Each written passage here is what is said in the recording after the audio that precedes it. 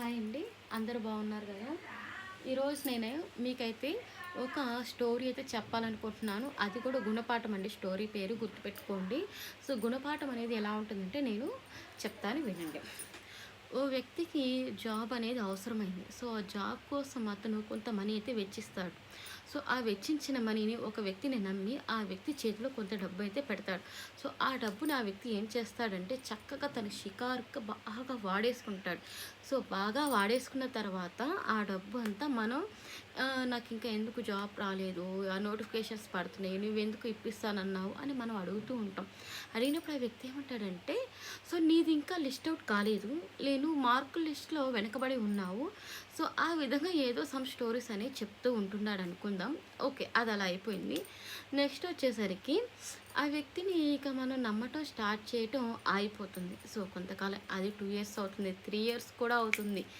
ఇక ఆ వ్యక్తిని మనం నమ్మటం ఆగిపోయిన తర్వాత ఎప్పుడైతే మనం నమ్మటం ఆపేసామో మనం ఎంతైతే మనీ ఇచ్చుటో మనీ మొత్తం రికవరీ చేసుకొని మనమైతే థింక్ చేస్తాం.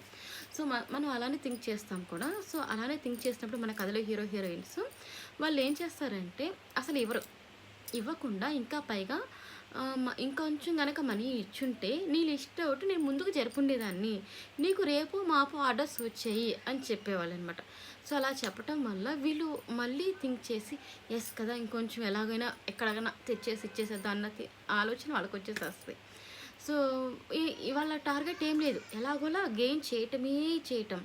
ఇవ్వటం అనేది కాన్సెప్ట్ కాదు. సో లాక్కోవటమే పని, ఎందుకంటే వాళ్ళ అవసరాలు అక్కడ అలా ఉన్నాయి. అందుకోసం ఈ టార్గెట్ని ఎంచుకుంటాడు ఆ వ్యక్తి. అందులో మన విలన్ అనమాట.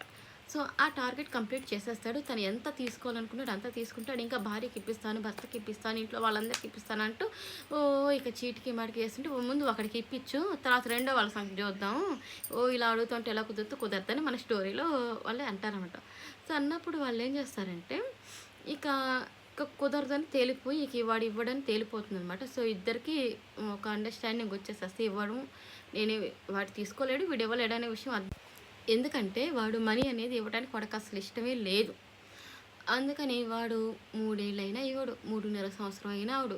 వాళ్ళకి పుట్టిన పిల్లలు పెద్దవాళ్ళు కూడా అవుతున్నారు. ఇంకా నన్నట్టు వాళ్ళు స్కూళ్ళకి కూడా వెళ్ళిపోతారు, మన కథలో వాళ్ళు కాలేజీలకు కూడా వెళ్ళిపోతున్నారు, వీళ్ళు ముసలోళ్ళు కూడా అవుతున్నారు. కానీ వాడుగా ఇవ్వడు, ఎందుకంటే వాడి టార్గెట్ లాక్కోవటం. సో దీన్ని బట్టి మీకు ఏమవుతుంది గుణపాఠం అంటే ఎవరిని నమ్మకూడదు, ఎవరి చేతిలో పెట్టకూడదు. అంటే ఒకటి మనకు కావాలి అనుకున్నప్పుడు ఎవరిని నమ్మటం అనేది వద్దు. మన స్వయం కృషిని మనం నమ్ముకుంటే మనం ఎంత దూరమైనా వెళ్తాం. అదే వేరే వాడి చేతిలో మనం కానీ పెట్టేసేసి మా స్వయం కృషిని నీ చేతుల్లో పెడుతున్నామంటే వాడేం చేసి చక్కగా గుండు కొట్టేసేసి చక్కగా కూర్చోపెడతాడన్నట్టు. సో మీకేమర్థమైంది కామెంట్లో పెట్టండి. అర్థమైపోయి